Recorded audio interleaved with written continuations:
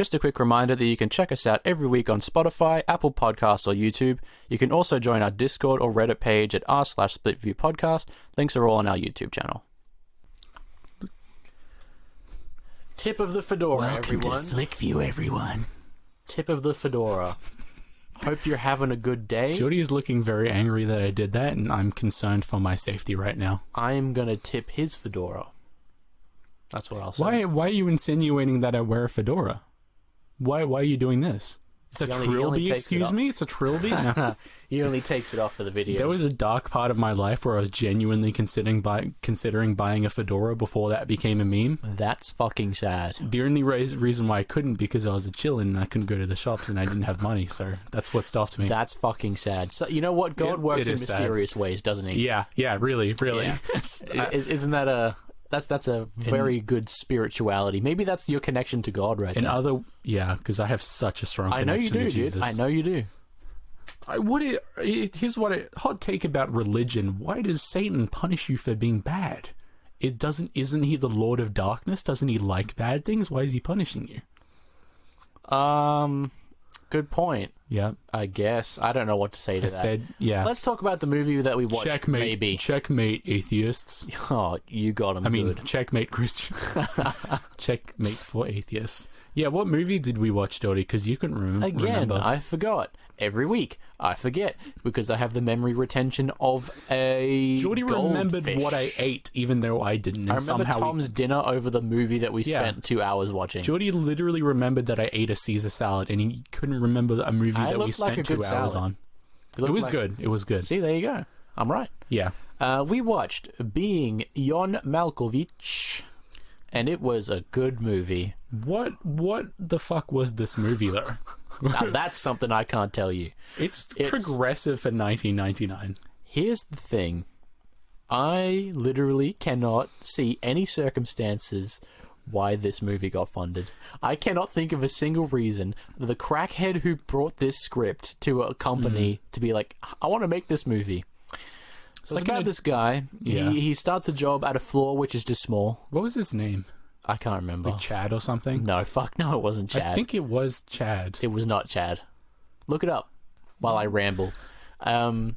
He works on 7.5. Can you explain that for a second? No, I can't explain that. What was your reaction? Because it looks like a normalish movie aside from the puppeteering and us spending half an hour matching subtitle delays. At first I'm like, oh, okay, this is going to be a thought-provoking, edgy sort of movie. Craig Schwartz. Yeah. Yeah. And I'm like, wow, this is going to be a very thought-provoking movie because it's very, artistic and the puppetry is sort of, maybe amazing. Symbolism. Puppetry was incredible. Very, very good. And I'm like, wow, this is good. It's going to make me think. This is great. And then all of a sudden he goes to get a new job and he's like, oh, it's on the 7.5 floor.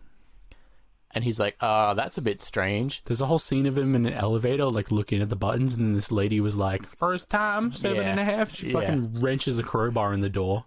And pries it apart, and you can see the elevator's been fucked from all the times that people have had to do this. And then the floor that they're on is just, like, half the size of a normal room. Yeah, it's just half height. It's for, like... You get an explanation, but you don't understand what that has to do with the story. It was literally for midgets. That's the reason. Yeah. Like, literally. And that's just...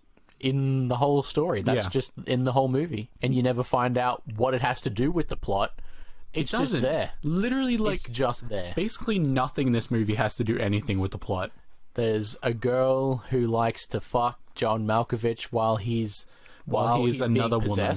While he's being possessed. Yeah, that's such a strange sentence to say. No, I was going to say no one's ever said that before, but someone had to say this to get this movie made. That's like that once... Do you think that was his elevator pitch? Like, picture this right. Yeah. Yeah. Puppeteer, 7.5 floor, has to control John Malkovich while Cameron Diaz fucks him, thinking that it's his wife. Yeah. It's like, security, please? $1 billion. Here you go. Yeah. What was the budget of this movie? Let me see. So the whole point of this movie is they find in this very small office space, the half-size office space. Yeah. They find a door, and when you go through the door, you crawl through some mud and shit, a long, muddy tunnel, and then you're just inside John Malkovich for like 15 minutes. Literally. That's it. Yeah, that's it. That's the movie.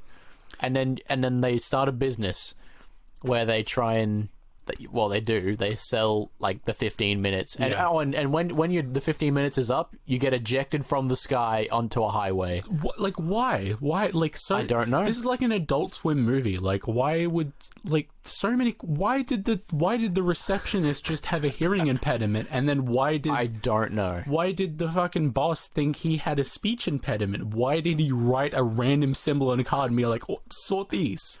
I don't know. What, like, so many things in this movie are like, why? I'm willing to bet there are, like, full analyses of this movie. And I don't think that there's any more than a surface level to this movie. I think it's just a fucking weird movie that some guy really wanted to make. I didn't update the stream title, but sure. It's Flick. What did you... Oh, right. What do you think the budget of this movie was? 10 million. It was actually 13 million. Wow. So you're pretty close. Yeah. Isn't that a fucking lot for 1999? Well, think of what it has. John Malkovich. It has puppeteering scenes. It has an entire set. It has special effects. And a bunch of monkeys. And iguanas and exotic animals. Why? Because. Why was that a set the main piece character's in this movie? Family, I guess, quote unquote, him and his wife, just have a bunch of exotic animals. She's they just have monkeys. She's a veterinarian or something. Yeah. I just don't... Like, every part of this... I was saying to Tom my brain was hurting because I didn't have a single... second in this movie where it wasn't processing what was happening. It was such a dense movie. There is no downtime in this movie. It's like at all. It's like George Lucas describing the fucking Clone Wars. It's so dense. Or Return of the Jedi or whatever the fuck. I don't know Star Wars. This movie grossed 22 million USA and then cumulative 23 million. Opening weekend 632,000. That's not terrible. It's not great for an opening, but that's... For a movie like this... I'd be happy having my movie make $600,000. Yeah, me too. I'd be happy making $600,000, to be honest, but... Do you think you've made $600,000 in your lifetime yet? Fuck no.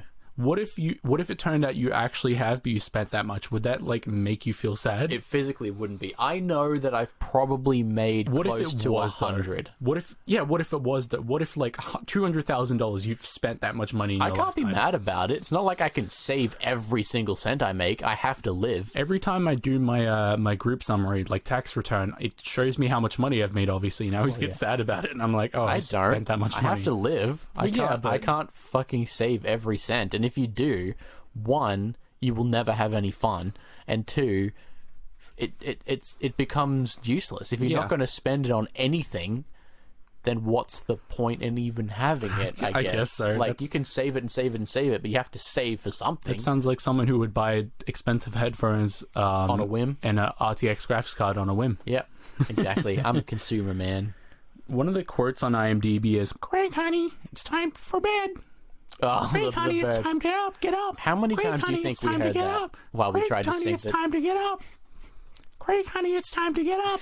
So I don't know if we've mentioned this on the podcast. Craig, honey, it's time to get up. Shut the fuck up. Craig, honey, it's time to get up.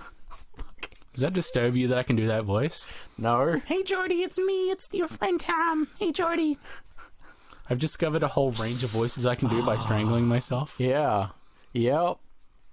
Hey, Jordy. So we have this problem where... why did we listen to that quote a lot? I'm trying to tell you. Jordy, why? Explain it right now. I have a problem where I can't follow a story, even if it's a movie, unless I can read it as well. I think you're a liar, Jordy, because you said... You fucking gaslighting me, bro. You keep saying you have to have subtitles, and then sometimes we don't need subtitles, and sometimes you say you don't need them. Well... I don't know what to tell you, Tom. Okay. I don't know what to tell you. I prefer to have them. Truth, Jordy? I like to have them on then. Okay. If that makes you feel better. That's a controversial opinion. It's a safety blanket for me in case I miss plot points or something. I bet you turned on subtitles in Half-Life Alyx as well. I did. Really? Yes, I did. What the fuck? What is wrong with you? Because I literally can't follow it without it. Oh, here's just floating text in front of me. That takes me out of the game. I literally don't even look at it. I just need to have it there. Comfort subtitles? Literally, that's what it is. That's exactly what that is. It's not like Valve spent millions of dollars on Steam audio APIs so you could hear the sound very crisply and clearly. Well, I tell you what, It is not their problem, it's mine. So Exactly. That's what I'm saying. I It is know your problem. I know this is a problem, and I'm admitting to it on air right now. So Why did we listen to Quick, honey, it's time to get up? because it's like in the first 2 minutes of the movie. So that means we and listened to it for half an hour. to sync the subtitles to, because no fucking subtitle track on anything is ever right for a movie that we watch. The SRT for the movie that I had, that it came with, did not line up. And that's disgusting. So every time we do this, I break my brain trying to figure out like the delay between the subtitles. Yeah. And especially when the sentence repeats 3 times, it's kind of hard to tell which lines up. It's fucking rough. But yeah, it didn't go out of sync though. It stayed in sync the yeah, entire that's movie. true. It did. Ultimately, Spike Jonze, what the fuck? what? Spike Jonze directed this. He's like a shitty fucking director. You mentioned this when we watched it. What was that one movie that he directed recently that was terrible? Because we went through all of his movies afterwards, and you were like, we should watch that one, Animalia or something. No, it was a different one. There was some movie that you wanted us to watch. Describe it? Shit, I can't. I don't really remember. I just remember that there was a movie that you wanted us to watch that you said was really good. It had a very strange name. Paprika? No. Doesn't matter. Let's not query about it. It's not good content. On a show about movies, it's not good content as we sit here watch. silently trying to remember a movie that we might or might not watch. Okay, yeah, I guess so. But this movie. Props to John Malkovich for being so cool about being fucking ridiculed for the entire movie. He really was absolutely dicked on the entire movie. They shat on him so much. Then they had like people. He had to impersonate people being him and using him as fuck meat the whole time. They had him in a cab scene being fucking ridiculed and being like, "Oh, you were in that one movie, right, with Jim?" Yeah. I feel like that's something that actually happened to him with the bank heist movie. Right? The bank heist and the emerald, right? Yeah, that was you. Yeah, and then for some reason, what the fuck was Cameron Diaz's name? It's not like I have IMDb open. She mentioned that when she was getting a date with John Malkovich. Yeah. How would she know that unless she was like piloting him when that happened? No idea. Like, that was a weird fucking continuity thing in this movie. There is some... That's something worth pointing out in this movie, is a weird continuity error. Yeah. Why was Charlie Sheen in this movie with a fucking mega mind I forgot ball about cap? that. I forgot about that completely. Charlie Sheen is in this movie, and he doesn't seem to fit in. Like, he's in at the beginning talking to John Malkovich, and then it reminds me of Scary Movie. Halfway through, it just sort of becomes feels Scary like that, Movie. Doesn't it? Yeah. And at the end, Lottie, her name. No, that was... Wait, no, that was... Wasn't Lottie the the muse that they were both trying to fuck? It was Maxine. Because remember, he guesses Maxine? How did he guess Maxine? He was reading her lips. And he was... Why would she... Well, he was saying things like... Raymond... And then you just... And waiting for her visual cues to go like... Your pupils would do something. This is a real technique. Do you want to do this right now? This is actually a real technique. You can do this. I'm going to think of a name and then you try to get it off me. Okay. I mean, you are actively aware that this is happening, is the difference. She was actively aware that this was happening. I don't think she was. I think that someone comes up to you and trying to guess a name, and you're like, I don't know what this I'm not aware of this person in front of me. Yeah, but you wouldn't assume that I was reading your fucking facial reactions to guess the name. You would just be like, I'm going, Lisa. Dude, your story has... Your fucking story has some plot holes in it, dude. There's some fucking...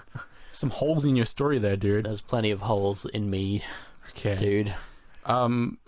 Yeah, this fucking... I don't know what to say about this movie, because neither do I. It's hard to All I'll say is that I recommend you watch it, and then I recommend you watch it again. Charlie Sheen in the bald cap, though. What was that about? Do you remember that? I don't know. He looked like he had a bald cap on. I think it's supposed to insinuate that Charlie Sheen and John Malkovich are homies. But and then, like, when... The bald cap, though...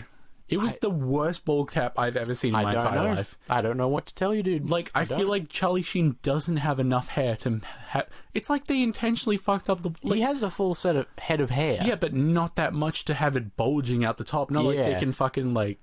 It's so strange. Yeah, it's very thin, like, sort of... Funnily enough, things in this movie are strange. Yeah, very strange. I just don't get it. I think everyone needs to watch this movie. Yeah. Have a good time with it. Get the popcorn out. Enjoy it. Because it is a fucking trip, man. Yeah, really. And really. You should watch this You should eat a bunch of shrooms and watch this movie. I don't think you can watch movies on shrooms. You should smoke a bunch of fucking weed and then watch this movie. And then fall asleep on the couch while you're really hungry, because this movie will probably put you to sleep if you're high on weed. I don't have anything else to say about this movie. Okay, bye.